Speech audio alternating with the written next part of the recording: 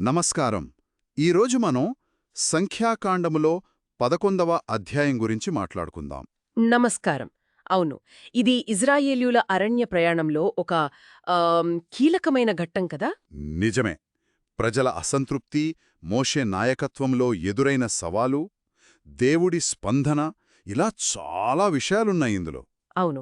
ఈ అధ్యాయంలో జరిగిన సంఘటనల వెనుకున్న లోతైన అర్థాలను, మానవ స్వభావం, విశ్వాసం లాంటి వాటిని కొంచెం వివరంగా చూద్దాం. తప్పకుండా. మొదటగా ప్రజలు వాళ్ల ప్రయాణములో వచ్చిన కష్టం గురించి సనిగినట్టుంది కదా? అవును. వాళ్ళు తమ ఆయాసం గురించి అలా గుణుక్కున్నారు. దానికి యెహోవా రియాక్షన్ ఊహించని విధంగా ఉంది. చాలా తీవ్రంగా అనిపించింది. పాళ్యంలో అగ్ని రగిలింది అంటున్నారు. నిజమే.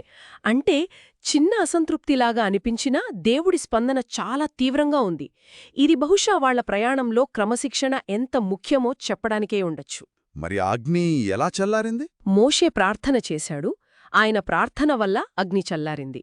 కాని ఆ ప్రదేశానికి తబేరా అని పేరు పెట్టారు. తబేరా అంటే అర్థమేంటి? అంటే మండుట అని. జరిగిన సంఘటన తీవ్రతను అది గుర్తుచేస్తూ ఉంటుందన్నమాట. అంటే సణుగుడుకు వెంటనే అంత కఠినంగా దేవుడు స్పందించాడు అనేది ఇక్కడ ముఖ్యం. ఓహో, సరే, అది మొదటి సంఘటన. ఆ తర్వాత మళ్ళీ అసంతృప్తి మొదలైంది. ఈసారి మాంసం కావాలని. అవును. వాళ్ల మధ్య ఉన్న మిశ్రిత జనమంటారు కదా, అంటే ఐగుప్తు నుంచి వాళ్లతో పాటు వచ్చిన వాళ్ళు. ఇశ్రాయేలీలు కానివాళ్లు. అవును. వాళ్ళు మొదట మాంసం మీద ఆశపడ్డారు. తరువాత ఇశ్రాయేలీలు కూడా వాళ్లతో కలిశారు. అందరూ కలిసి ఐగుప్తులో తిన్న ఆహారాన్ని గుర్తుచేసుకుని ఏడ్చారట. అవును. అక్కడ ఉచితంగా దొరికే చాపలు, కీరదోసలు, ఉల్లిపాయలు, తెల్లగడ్డలు అవన్నీ గుర్తుచేసుకున్నారు. అంటే ఇది వాళ్ల మానసిక స్థితిని చూపిస్తోంది.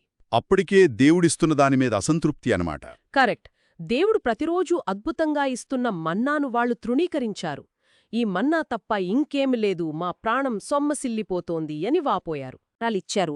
రాత్రి మంచుతో పాటు పడేదని, దాన్ని తిరగలితో విసిరి రోట్లో దంచి రొట్టెలు చేసుకునేవారని.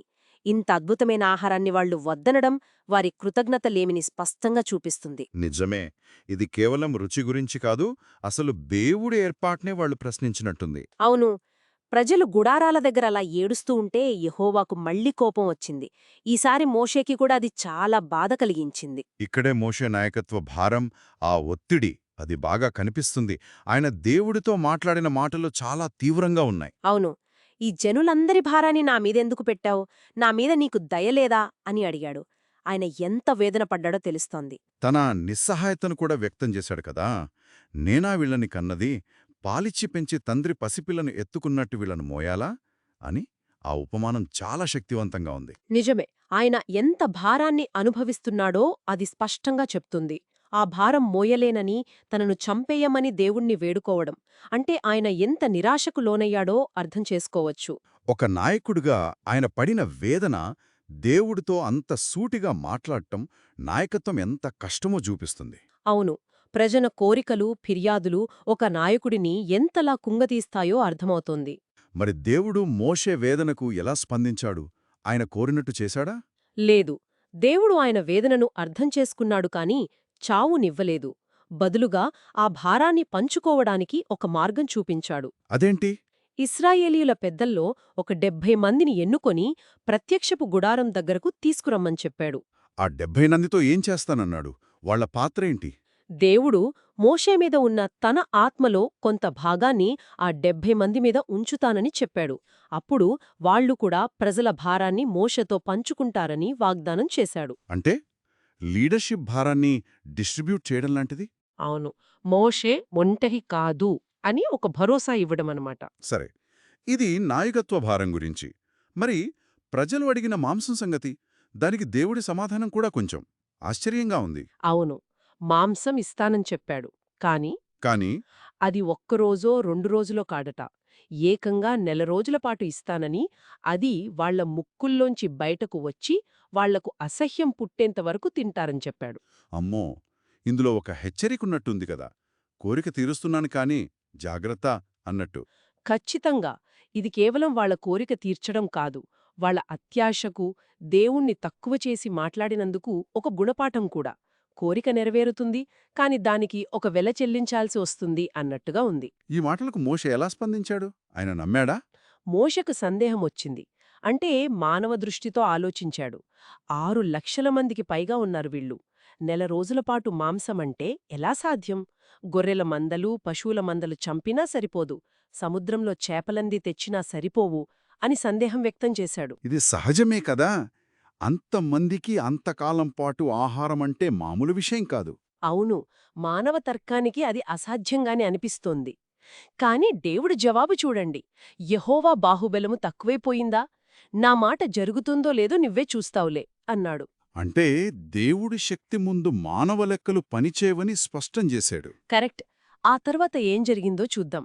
ముందుగా ఆ 70 మంది పెద్దల విషయం. మోషే వాళ్లను పిలిపించాడు. గుడారం దగ్గరకు తీసుకెళ్లాడా?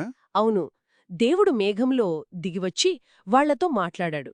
మోషే మీద ఉన్న ఆత్మలో కొంత భాగాన్ని వాళ్లమీద ఉంచాడు. అప్పుడు వాళ్ళు ప్రవచించడం మొదలుపెట్టారు.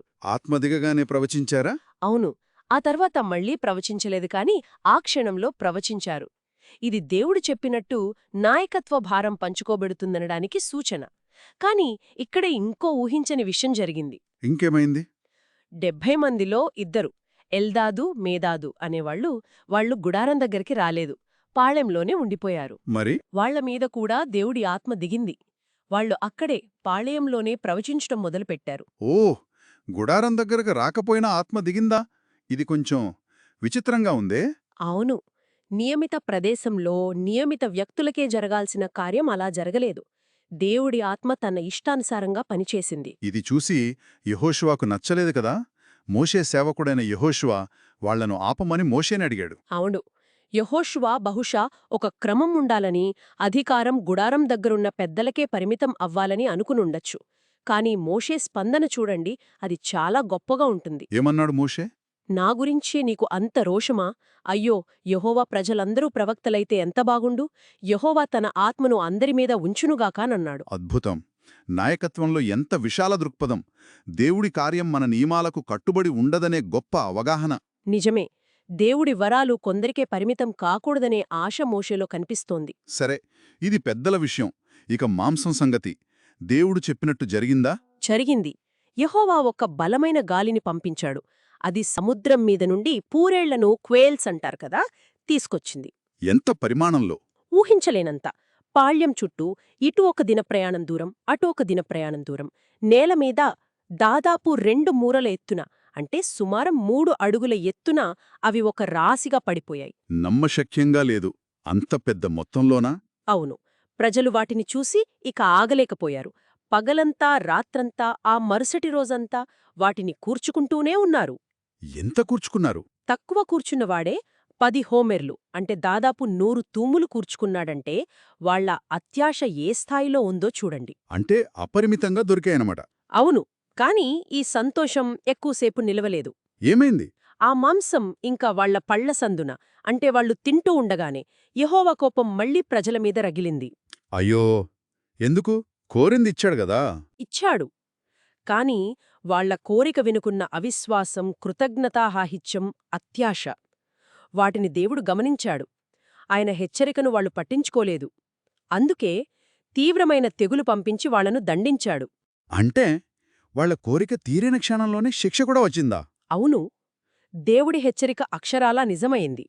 ఆ తెగులుతో చాలామంది చనిపోయారు.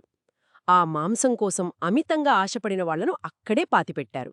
అందుకే ఆ స్థలానికి ఆ పేరొచ్చిందా? అవును, ఆ స్థలానికి కిబ్రోతు హత్తావా అని పేరు పెట్టారు. అంటే ఆశగలవారి సమాధులు అని అర్థం. పేరులోనే ఎంత హెచ్చరికుందో. అదుపులేమి ఆశ మరణానికి దారితీస్తుందని. ఖచ్చితంగా.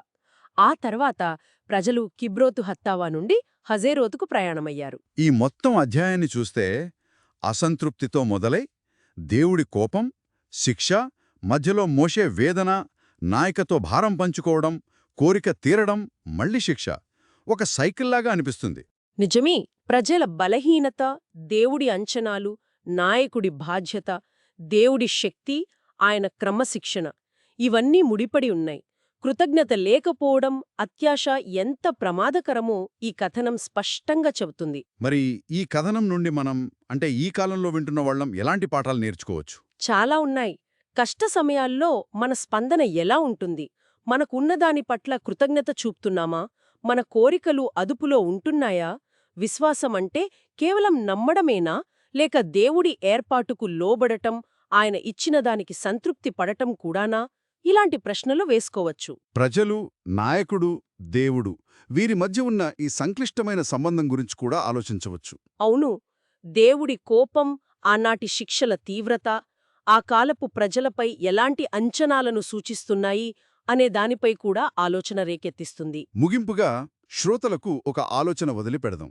ఇంత కఠినమైన శిక్షలు, దేవుడి తీవ్రమైన కోపాన్ని చూపించే ఈ కథనాన్ని ఆ రోజుల్లో విన్న ప్రజలకు అది ఎలాంటి సందేశాన్నిచ్చుంటుంది? వాళ్ళ నమ్మకాలపై, ప్రవర్తనపై దాని ప్రభావం ఎలా ఉండి ఉంటుంది? ఇది ఆలోచించదగ్గ విషయమే. ఈ ప్రశ్నతో ఈనాటి మన చర్చను ముగిద్దాం.